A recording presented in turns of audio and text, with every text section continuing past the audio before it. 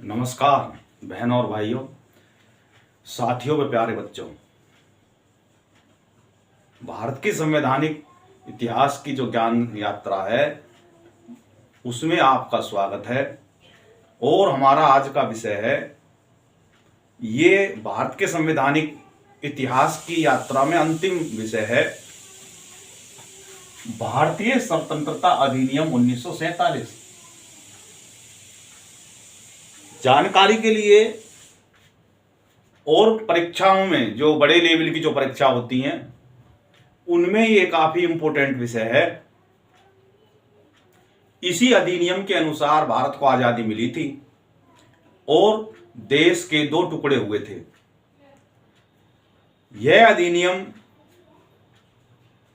16 जुलाई 15 जुलाई को जो है हाउस ऑफ कॉमन्स में जो है मतदान हुआ। उसके बाद हाउस ऑफ लॉर्ड्स ने अगले दिन सहमति दे दी और 18 जुलाई 1947 को शाही स्वीकृति मिल गई। तो इस प्रकार 18 जुलाई 1947 को जो है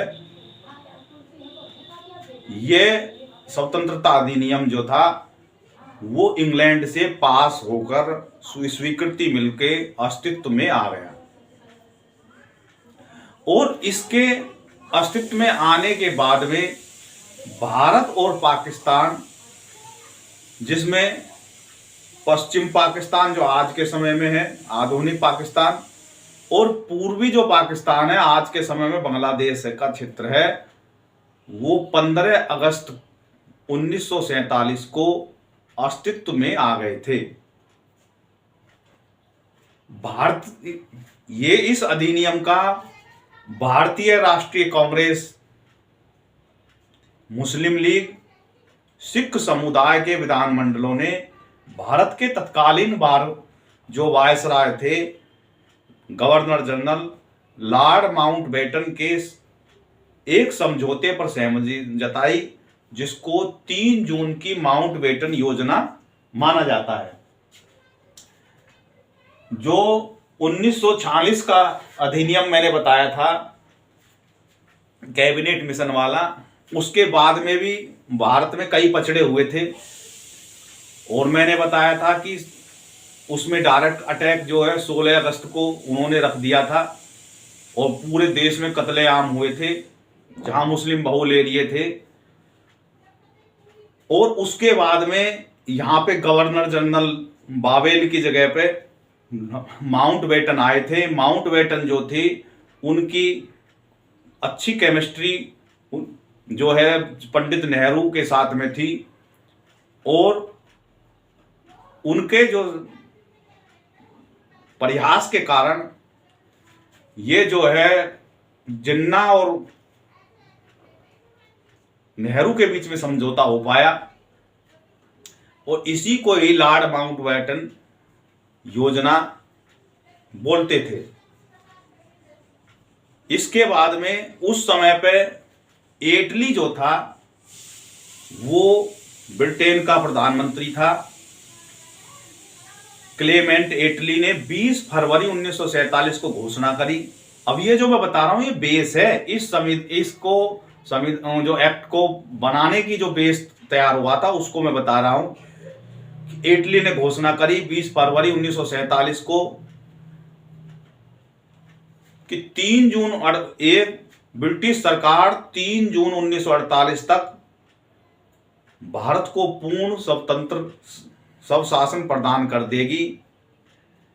रियासतों का जो है भविष्य अंतिम हस्तांतरण तिथि होने के बाद में तय किया जाएगा। फिर तीसरा जो था वो जून योजना, 3 जून 1947 को जो माउंटबेटन योजना के नाम से उसे जाना जाता है, ब्रिटिश सरकार ने 3 जून 1947 को एक योजना प्रस्तावित की जिसमें निम्नलिखित सिद्धांत थे। उसमें 5 सिद्धांत थे जिसके अंदर ब्रिटिश सरकार ने भारत के विभाजन के सिद्धांत को स्वीकार कर लिया और उत्तराधिकारी सरकारों का प्रभुत्व दर्जा दिया जाएगा। दोनों देशों को स्वायत्तता और संप्रभुता होगी, वे दोनों अपना संविधान बना सकेंगे और जो रियासतें हैं वो दो प्रमुख कारकों के आधार पर भारत और पाकिस्तान में शामिल होने का अधिकार दिया गया कि वो अपने स्वतंत्रता का उनका कोई विकल्प नहीं था। उन्हें अपनी निकटता के, भौगोलिक निकटता के आधार पे किसी न एक देश में विलय होना पड़ेगा और उनकी ये जनता की इच्छा है कि वो कहाँ जाएं। अब इस अधिनियम के जो प्रावधान थे वो मुख्य रूप से तो 7 ये प्रावधान थे। 15 अगस्त 1947 को भारत और पाकिस्तान दोनों स्वतंत्र अधिनियम की स्थापना हो जाएगी। दोनों राज्यों में गवर्नर जनरल अलग अलग हो जाएंगे जिनकी नियुक्ति उस समय सम्राट करेगा। दोनों राज्यों को संविधान निर्माण का अधिकार होगा। 14 अगस्त 1947 के बाद ब्रिटिश सरकार इन पर कोई नियंत्रण नहीं रहेगा। 14 अगस्त 1947 के बाद ब्रिटिश सरकार का इन दोनों जो भी नए राष्ट्र आएंगे इन पर कोई जो है नियंत्रण नहीं रहेगा। दोनों राज्यों का मतलब यहाँ देशों से है। दोनों राज्यों में संविधान निर्माण होने तक 1935 अधिनियम के अनुसार कार्य होगा कि जो भाई काम भी तो करना सरकार को करना है, तो 1935 का जो बना था अधिनियम उसी के अनुसार ही काम होता रहेगा। भारत राज्य स्टेट पद समाप्त हो जाएगा और उसके स्थान पर राष्ट्रमंडल के सचिव पद की नियुक्ति होगी और भारतीय प्रांतों के ऊपर से ब्रिटिश संप्रभुता समाप्त हो गई। तो इस प्रकार से जो है इस अधिनियम के द्वारा ब्रिटिश सरकार ने 2 डोमेनियन में जो है विभाजन किया, भारत डोमेनियन और पाकिस्तान डोमेनियन। 15 अगस्त 1947 से प्रभावी हुआ। बंगाल और पंजाब का विभाजन हो गया। आधा पंजाब इधर आ गया और आधा पंजाब जो है पाकिस्तान में चला गया। इसी प्रकार से बंगाल का विभाजन हो गया। पूर्वी बंगाल और पश्चिम बंगाल जो है, पश्चिम बंगाल भारत का हिस्सा रह गया, पूर्वी बंगाल जो है वो बांग्लादेश, पाकिस्तान उस समय का बन गया।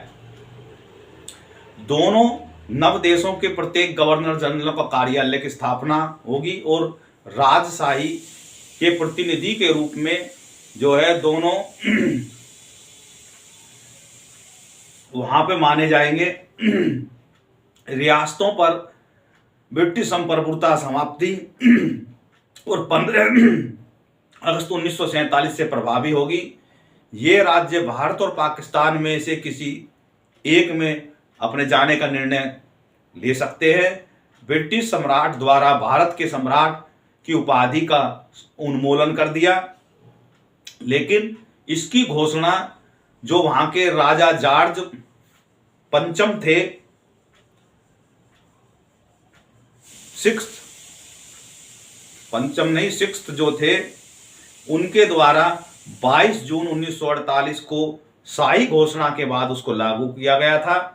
और इस अधिनियम में दोनों देशों के बीच की जो संयुक्त संपत्ति आदि का भी विभाजन के प्रावधान था, जिसे विशेष रूप से सशस्त्र बलों के का भी विभाजन उसमें शामिल था। भाई सशस्त्र बलों का भी विभाजन होगा और जो संपत्ति प्रॉपर्टी है उसका भी विभाजन जो है इसमें होगा। अब इसके जो प्रमुख विशेषता थी इस अधिनियम की, मोटी मोटी तो ये 7 ही थी। उनकी विशेषता ये थी कि 2 नए उपनिवेश राज्य, भारतीय साम्राज्य में से 2 नए उपनिवेश राज्यों का उदय होना था। उपनिवेश को बोलते हैं डोमेनियन राज्य, भारत और पाकिस्तान। निर्धारित तिथि 15 अगस्त 1947 को विभाजन की निर्धारित घोषित कर दी गई थी और पाकिस्तान में जो था पूर्वी बंगाल, पश्चिम पंजाब, सिंध और मुख्य आयुक्त प्रांत जिसको बलूचिस्तान बोलते हैं वो शामिल करे गए थे। और उत्तरी पश्चिम सीमांत अब खैबर पख्तूनख्वा का भविष्य जनमत संग्रह के आधार पर निर्भर था कि वो किस में जाते हैं, वो भारत में आते हैं या जो है उसमें पाकिस्तान में जाते हैं। बंगाल और असम में भारत सरकार अधिनियम 1935 के तहत गठित बंगाल का प्रांत का जो अस्तित्व समाप्त हो गया और इसके स्थान पर दो नए प्रांतों का पूर्वी बंगाल और पश्चिम बंगाल के नाम से जाने जाएंगे। असम का जो सिलहट जिले का भविष्य जनमत संग्रह से तय किया जाएगा और पंजाब का जो है 1935 अधिनियम के अतिरिक्त गठित जो प्रांत का अस्तित्व समाप्त हो जाएगा। इसमें पश्चिम पंजाब और पूर्वी पंजाब नाम से ये जाने जाएंगे। नए प्रांतों की सीमाएं निर्धारित से पहले गवर्नर जनरल की जो नियुक्ति की जो सीमा आयोग द्वारा निर्धारित की जानी थी।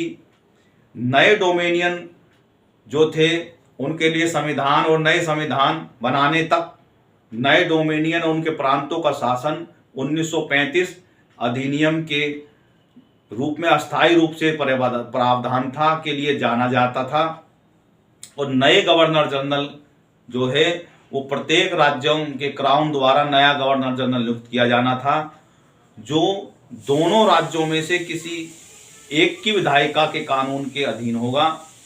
दोनों राज्यों के गवर्नर जनरल के रूप में एक ही व्यक्ति, यदि किसी नए राज्य के विधायिका के कानून द्वारा इसमें कोई विपरीत प्रावधान नहीं हो तो एक ही व्यक्ति दोनों राज्यों के गवर्नर जनरल हो सकता है।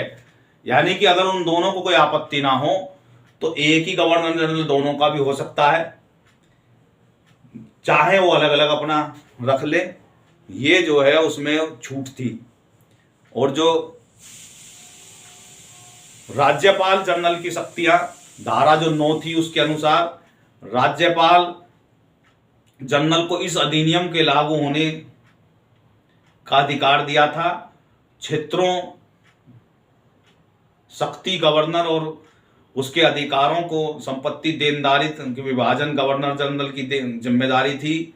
भारत सरकार अधिनियम 1935 को अपनाने और उसे संशोधन करने जैसा कि राज्यपाल जनरल अवश्य समझे किसी भी प्रकार के परिवर्तन करने का अधिकार 31 मार्च 1948 तक था। उसके बाद संविधान सभा को उसी अधिनियम में संशोधन करने और उसे अपनाने का अधिकार दिया गया। यानी कि इससे पहले तक तो 48 तक तो वो गवर्नर जनरल उसमें परिवर्तन कर सकते हैं और उसके बाद में जो है जो संविधान सभा है वही उसमें परिवर्तन करेगी।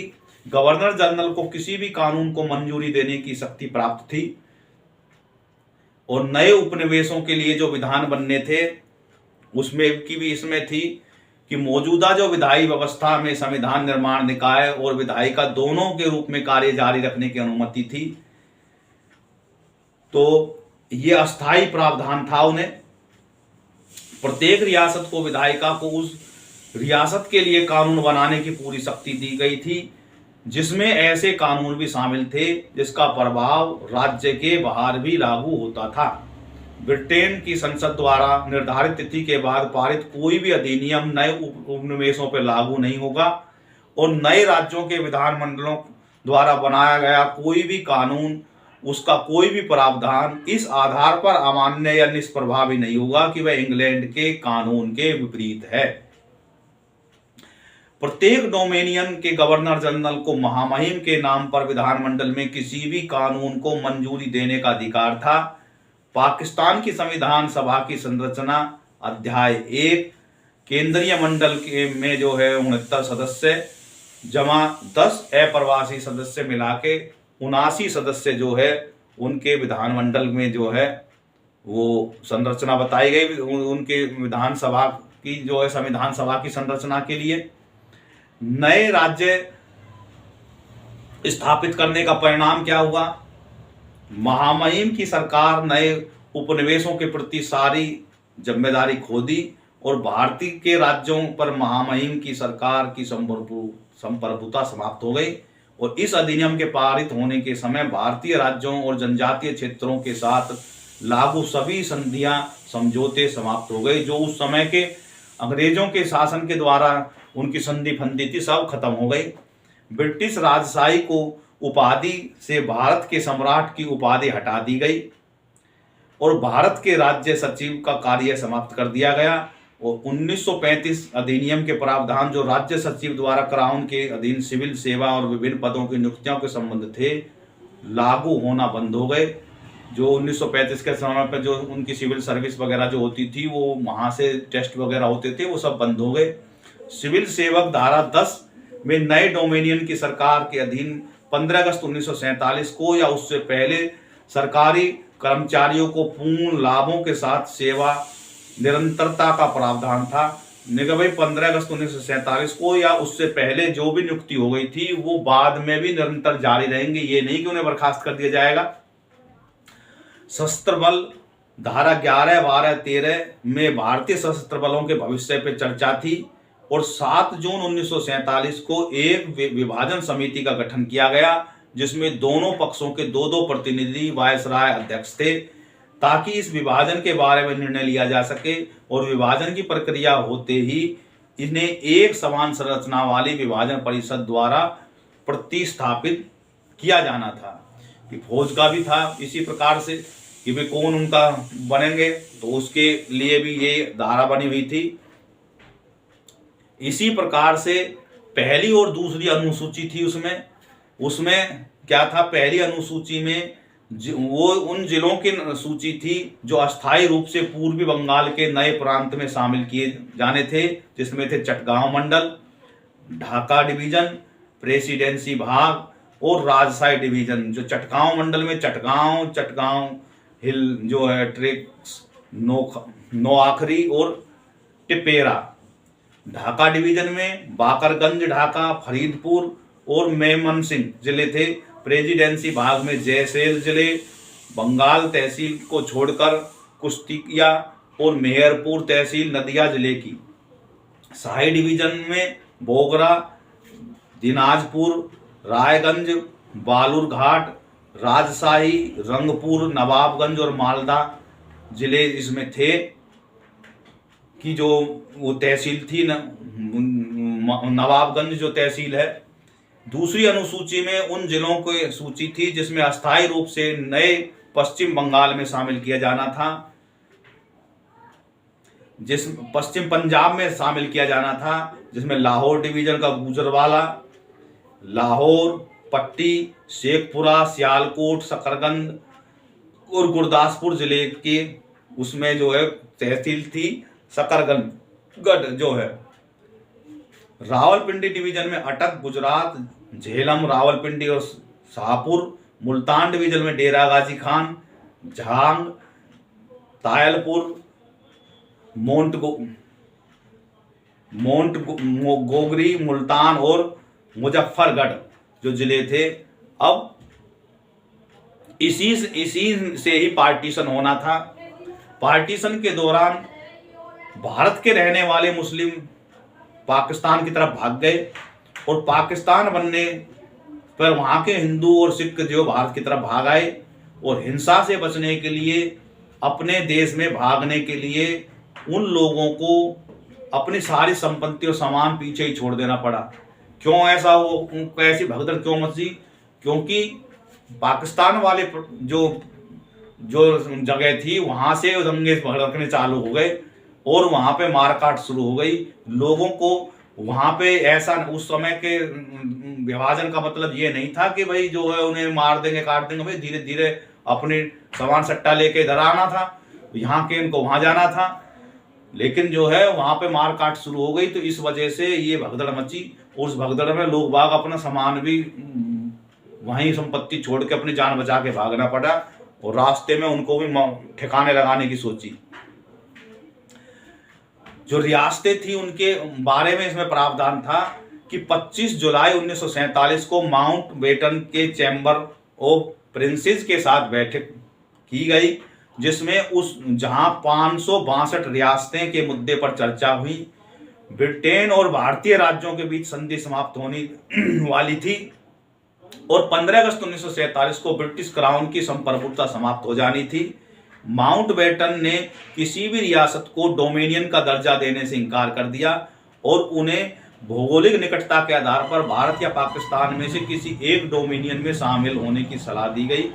यद्यपि 15 अगस्त के बाद में कुछ हद तक राज्यों के लिए स्वतंत्र स्वायत्तता का रहना संभव था, लेकिन रक्षा, विदेश मामले, संचार और अन्य मामलों में ब्रिटिश डोमिनियन ऑफ इंडिया सरकार उस पर निर्भरता ने ऐसी स्वतंत्रता अर्थहीन बना दी थी। अब भारत की क्या स्थिति उससे हुई? भारत स्वतंत्र भारत के जो पहले गवर्नर जनरल के रूप में लॉर्ड माउंटबेटन का कार्य जारी रहा और प्रधानमंत्री जवाहरलाल नेहरू बने, वल्लभ भाई पटेल गृह मंत्री बने। 15 अगस्त तक भारत की जो मुख्य भूमि से सटे लगभग सभी राज्यों सहित 550 से अधिक रियासतें ने भारत में विलय कर लिया था। यानी 550 रियासतों ने 15 अगस्त तक सटी हुई भूमि में भारत में विलय कर लिया था, लेकिन जूनागढ़, हैदराबाद, जम्मू एवं कश्मीर इसके अपवाद थे। इन्होंने आनाकानी करी थी, इन्होंने हम नहीं शामिल हो रहे। भारत और पाकिस्तान से सटे जम्मू और कश्मीर की रियासत, जिसमें 77% मुस्लिम बहुसंख्यक आबादी के कारण पाकिस्तान विलय की उम्मीद थी। जब महाराजा रणजीत हरि सिंह ने ऐसा करने में संकोच किया तो पाकिस्तान ने उन्हें मनाने का प्रयास में एक कबायली आक्रमण शुरू किया। इसके बजाय उन्होंने भारत में विलय करना चुना। तब से यह भारत और पाकिस्तान के बीच विवाद रहा है, क्योंकि उन्होंने कब्जा कर लिया था उन कबायलियों ने, और उनकी जो शिथिलता थी, और यहाँ के जो उस समय के जो प्रधानमंत्री नेहरू थे उन्होंने शिथिलता दिखाई और इसको उन्होंने अपने दायरे में ले लिया। पंडित नेहरू ने सरदार वल्लभ भाई पटेल की बजाय इन्होंने मैं अपने आप हैंडल कर दूंगा। जूनागढ़ राज्य के प्रारंभ में पाकिस्तान में विलय कर लिया था, लेकिन वहां की हिंदू आबादी ने इसका विरोध किया। भारत ने जूनागढ़ के विलय को अमान्य माना, क्योंकि यह विभाजन में भौगोलिक निरंतरता के सिद्धांत का उल्लंघन था। जबकि पाकिस्तान का तर्क था कि जूनागढ़ की समुद्री सीमा पाकिस्तान से जुड़ी हुई है। कानून व्यवस्था बिगड़ने के बाद में 8 नवंबर 1947 को जूनागढ़ के दीवान ने भारत के प्रशासन अपने हाथ में लेने का अनुरोध किया और भारत ने 20 फरवरी 1948 को राज्य में जनमत संग्रह कराया और उसमें जनता ने भारी बहुमत से भारत के पक्ष में मतदान किया। हैदराबाद की स्थिति क्या थी? राज्य में बहुसंख्यक हिंदू आबादी थी, लेकिन वहां के मुस्लिम शासक मुसलमान था और उसके अधीन बड़ी संख्या में मुस्लिम अल्पसंख्यक थे। हैदराबाद के निजाम डोमिनियन का दर्जा प्राप्त करना चाहते थे, लेकिन हैदराबाद ने अपनी स्वतंत्रता बनाए रखने का विकल्प चुना। मान्यता के लिए अंतर्राष्ट्रीय स्तर पर पैरवी की। हालांकि उसे साम्यवादी समर्थक, तेलंगाना विद्रोह और स्वतंत्रता विरोधी भारतीय राष्ट्रवादियों के आंदोलन का सामना करना पड़ा। 13 सितंबर 1948 को भारत सरकार ने ऑपरेशन पोलो नाम से हैदराबाद पर आक्रमण शुरू कर दिया और 5 दिनों के युद्ध में हैदराबाद की जो सेना पराजित हुई। अपने राज्य पर कब्जा होने के कगार पर निजाम ने विलय पत्र पर हस्ताक्षर करके भारत में शामिल हो गए और हैदराबाद भारत का डोमिनियन के रूप में औपचारिक रूप से एकीकरण के बाद 25 जनवरी 1950 को हुआ। अब जब निजाम ने केंद्र सरकार के साथ विलय पत्र पर हस्ताक्षर किए तो एक दिन बाद 26 जनवरी को भारत एक गणतंत्र बना और जो निजाम ने राज्य प्रमुख और राज्यपाल का पद संभाला। तो निजाम ने, वहां का जो निजाम था उसने वहां के राज्यपाल का पद बाहर संभाल लिया। पाकिस्तान की क्या स्थिति थी? पाकिस्तान में मोहम्मद अली जिन्ना वहां के गवर्नर जनरल बने और लियाकत अली खान पाकिस्तान के प्रधानमंत्री बने। 15 अगस्त 1947 और मार्च 1948 के बीच मुस्लिम बहुल राज्यों के शासक ने पाकिस्तान में शामिल हो गए और इसमें विलय पत्र में उन्होंने हस्ताक्षर कर दिए और जिसमें थे भावलपुर, चित्राल, दिर, कलात, घेरपुर, खारान, लासबेला, मकरान और स्वात इसमें शामिल थे। कलात खान जो है खानते ने शुरू में स्वतंत्रता बरकरार रखने के लिए विकल्प चुना, लेकिन जब 27 मार्च 1948 को जो है इसके शासन पाकिस्तान में विलय नहीं किया, तब तक उन्होंने रद्द करना था कुछ प्रावधान। भारतीय स्वतंत्रता अधिनियम के बाद में भारत के संविधान में अनुच्छेद 395 और पाकिस्तान के संविधान में अनुच्छेद 221 1956 में निरस्त कर दिया गया। दोनों संविधान के उद्देश्य ये थे कि राज्यों की स्वतंत्रता माना अधिक स्वतंत्रता लाना था, और इसलिए इस अधिनियम ने यूनाइटेड किंगडम में इसे निरस्त नहीं किया गया, जहां अभी भी यह प्रभावी है। हालांकि इसके कुछ भाग वहां निरस्त हो गए हैं। कहने का मतलब क्या है, 395 अनुच्छेद में क्या था कि ये जितने भी उस समय के अधिनियम जो भारत सरकार के यहाँ पे बने 35 हैं और भी जितने भी बने जिससे भारत के यहाँ पे सब जो संविधान अलग अलग बने हुए थे, उनका इसमें निरसन करने का मतलब रद्द करने का इसमें प्रावधान था, जो भारत ने और उसके रद्द कर दिया। तब से केवल क्योंकि ये क्यों करा गया, क्योंकि ताकि एक ही संविधान रहे, जिससे ये ना हो कोई भैया मैं तो उस संविधान को मानूंगा, यानी कि सबसे सुप्रीम जो कानून हो वो भारत का संविधान रहे। इसलिए उसमें उस 395 के अनुच्छेद के द्वारा भी जितने भी यहाँ पे जो वे अधिनियम या संविधान चले हुए थे वो रद्द हो गए। इस प्रकार से भारत जो है स्वतंत्रता भारत को मिली, और उसके बाद में सब एक जो है संविधान सभा का गठन हुआ।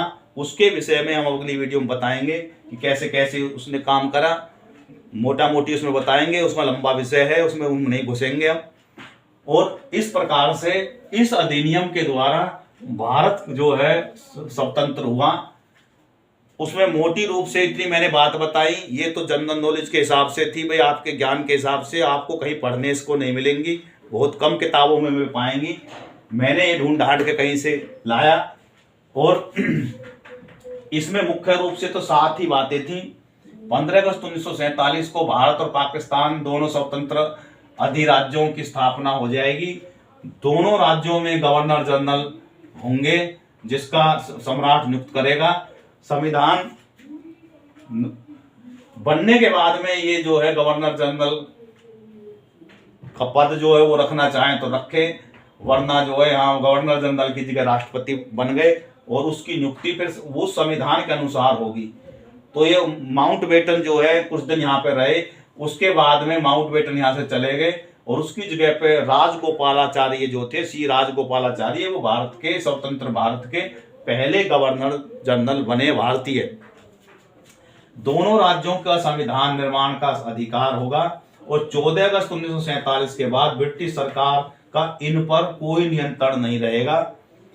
दोनों राज्यों में संविधान निर्माण होने तक 1935 का संविधान अधिनियम कार्य करेगा। ये भी जनरल नॉलेज में ऑब्जेक्टिव टाइप में पूछ लेते हैं कि भाई जब तक जो है भारत का संविधान नहीं बना तब तक कौन सा संविधान लागू हो रहा था, तो 1935 का अधिनियम जो था वो लागू हो रहा था। बड़े बड़े एग्जाम में ये ऑब्जेक्टिव में पूछ लेते हैं। भारत राज्य स्टेट पद समाप्त हो गया, जो स्टेट जो सचिव स्टेट का था पद जो था सचिव स्टेट भारत स्टेट का, वो समाप्त हो गया। उसकी जगह पे राष्ट्रमंडल सचिव जो है वो नियुक्त हो गया। भारतीय प्रांतों के ऊपर ब्रिटिश संप्रभुता समाप्त हो गई। इस प्रकार से भारत आजाद हुआ इस अधिनियम के माध्यम से। इस वीडियो में इतना ही। अगले वीडियो में हम जो भारत की जो संविधान सभा का संरचना किस प्रकार से हुई, कैसे उसका गठन हुआ, इसके बारे में चर्चा करेंगे। भारत माता की जय। जय हिंद, जय भारत।